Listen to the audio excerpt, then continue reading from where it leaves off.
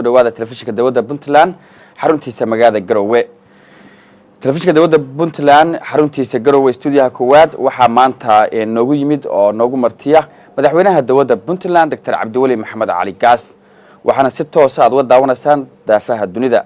madaxweynaha dawladda Puntland waxa uu galabta u jeedinayaa in ummadda reer Puntland iyo mujtamaca kale ee Soomaaliyeedba khudbad ku aadan heshiiska dhawaan dawladda Puntland ay la gashay dawladda federaalka ee Soomaaliya kaasi oo ku aadanaa mustaqbalka doorashooyinka 2016 waxa kale oo madaxweynuhu ka hadlayaa guud ahaan xaaladda Soomaaliya iyo Puntland. mudane madaxweyne ku soo dhawow ugu horeyn telefishinka dawladda Puntland. waa santahay aad baan kaga mahadnaqay soo dhaweyntaada. ugu horeyn waxaan jeclahay su'aalaha inaan dib u dhigno marka ugu horeysa khudbadda iyo hadalka aad u jeedinaysid shacabka reer Puntland ee madaxweynaha u tahay iyo guud ahaan ummadda Soomaaliyeed ku soo dhawow. bismillaahir rahmaanir rahiim. assalaamu calaykum waraxmatullaahi wabarakaatuh. waxaan si toos ah maanta ula hadlayaa shacabka reer Puntland meel walba ay joogaan si aan sharaxaad cad uga bixiyo heshiiskii aan daraad saxiixnay caasimadda Puntland ee Garowe. waxaa noo yimid wafdi ballaaran oo hogaaminaya ra-iisul wasaaraha dowladda federaalka Soomaaliya Cumar Cabdirashiid Cali Sharmaarke oo la socdaan wafdi ka kooban labada gole ee sharci dejinta iyo fulinta ee dowladda federaalka ee Soomaaliya. 10 casho oo wada hadal iyo wada xaajood ah waxaanu gaarnay heshiis aan isleenahay wuxuu u yahay Soomaaliya iyo Puntlandba dan. heshiiskan waxaa dhankeena juhdi weyn geliyay guddi ka kooban labada gole ee sharci dejinta iyo fulinta Puntland. waxaan jeclaan lahaa in si loo fahmo ujeedada heshiiskan in qof walba iyadoon looga sheekayn u akhriyo. dabcan way jiraan dad dana siyaasadeed awgood wax kasta oo la qabto dhanka xun ka eegaya. heshiiskani muxuu xambaarsan yahay? inta aanan sharxin heshiiskan waxaan rabaa inaan idinla wadaago in ay Puntland 3 arrimood mid un doorato in ay taladu ku soo ururtay. kow, in aan Soomaaliya ka go'no, taasina waxay ka hor imaanaysaa ujeedadii iyo hadafkii loo dhisay Puntland. wax maslaxad Puntland iyo mid Soomaaliyeed ee ku jirtana ma aha. kalaga cusubi wuxuu wiiqayaa meeshana ka saarayaa dowladnimadii iyo jiritaankii Soomaaliya. 2, in 4 sano ee soo socota aan ka harno geedi socodka doorashooyinka Soomaaliya. masiirka Puntlandna ay la wareegaan cid aan ehel u ahayn. sidoo kale arrintani waxay abuuri kartay jahawareer iyo walaahow siyaasadeed Puntland gudaheeda iyo Soomaaliya dhexdeedaba. buuq siyaasadeed oo Puntland dhexdeeda ah annagoo ku jirna waqti xasaasi ah wuxuu keeni karay inay wiiqanto midnimada iyo wadajirka dadka reer Puntland. 3, iyo in aan gallo heshiis u qalma Puntland kuna qotoma miisaankeeda siyaasadeed iyo doorkii ay ku lahayd hogaaminta Soomaaliya.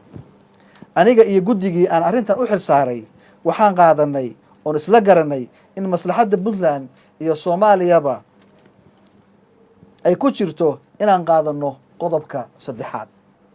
haddaba muxuu yahay nuxurka heshiiskani? heshiiskani wuxuu aqoonsaday in nidaamka qabaliga ah ee 4.5 ama 4.5 uu yahay nidaam aan u qalmin Soomaaliya ayna tahay in la guuro sidii ay soo jeedisay dowladda Puntland.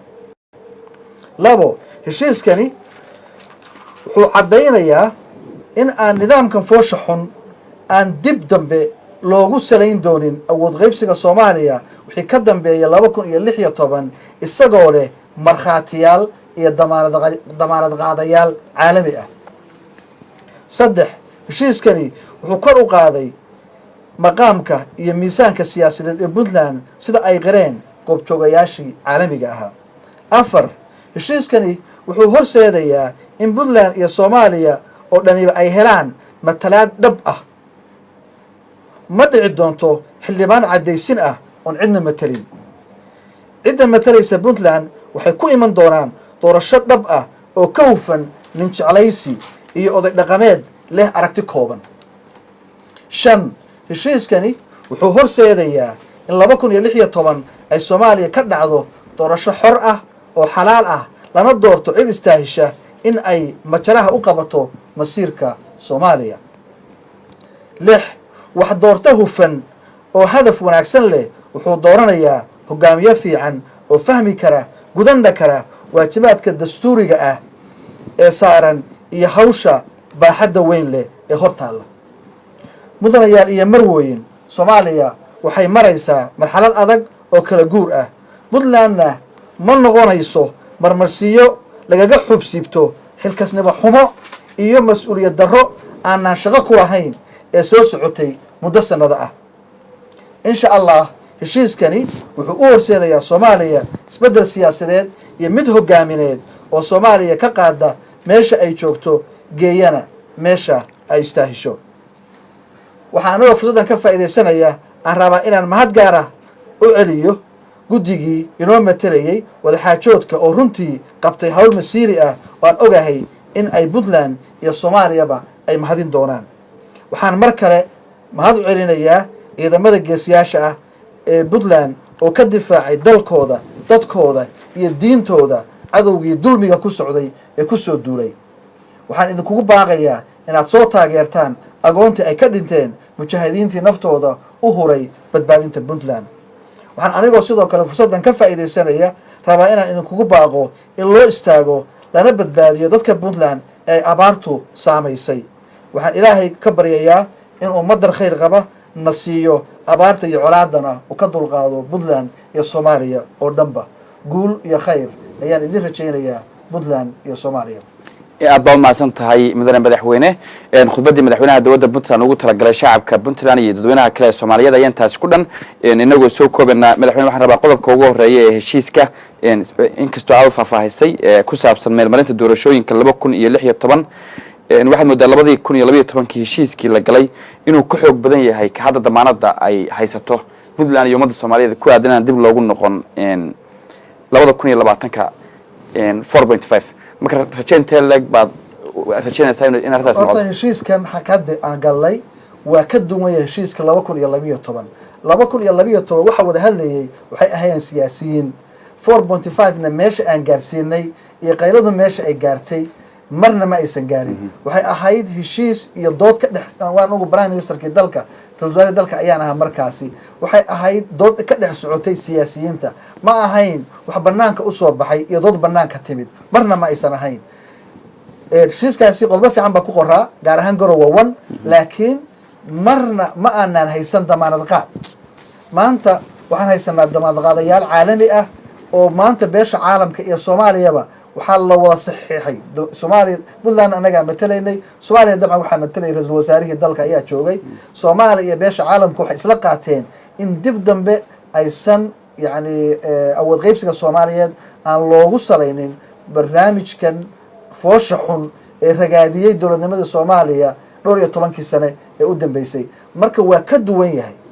beesha caalamka dhan baa joogtay, dowladaha dariska ayaa joogay, igad ayaa damaanad qaado ka ah. beritan ayagaa la weydiinayaa wixii ka soo laabto. aad iyo aad qodobka labaad oo kale waxaa ka mid ah aqalka sare ee baarlamaanka ayaa ugu muhiimsan. dhismaha aqalka sare wuxuu in laga horumarinayo kan aqalka hoose. arrintaasna iyadana ka waran faa'iidada ay u leedahay soomaaliya iyo doorashadaba. arrintaasi waa la socotaayo markii garowe la saxiixayay dowlad goboleedka jirta dowladda federal stateka kale ee jirta kaliya jira puntland buu ahaa. wax markaa kale oo jiray ma aysan jirinin. hadda waxaa dhismaya dowlad goboleedyadii soomaaliya o dhan baa soo buuxsamaya oo dhismaya. qaarna waa dhismeen, qaarna waa soo socdaan. marka waxaan rabnaa mar walbana dooda puntland baa ku salaysnayd 2012 iyo 2012 iyo 16 labadaba doodayadu waxay ahayd matalaada dhabta ahi dastuurka soomaaliya dhan buu u dhexeeyaa.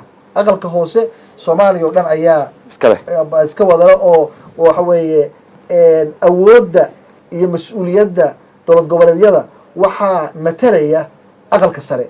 marka mar walbaaba in aqalka sare uu jiro waxaan diidaynaa marmarsiiyo hadallaan maqalina laleeyahay aqalka sare looma baahna, culays buu soo siyaadinayaa, dhibka soomaaliya ishaysigu sii badinayaa. taa meesha in si looga saaro waxaanu shardi ka dhignay in aqalka sare laga hormariyo dhismaha aqalka hoose. aad iyo aad waa tahay madaxweyne inagoo gabagabadii marayna dhanka waxaa jirta tubta geedi socodka doorashooyinka 2020 waxaa dowladda federaalka aad kula heshiiseen 2020 ay dhacdo qaabka in doorasho hal cod hal qof ah.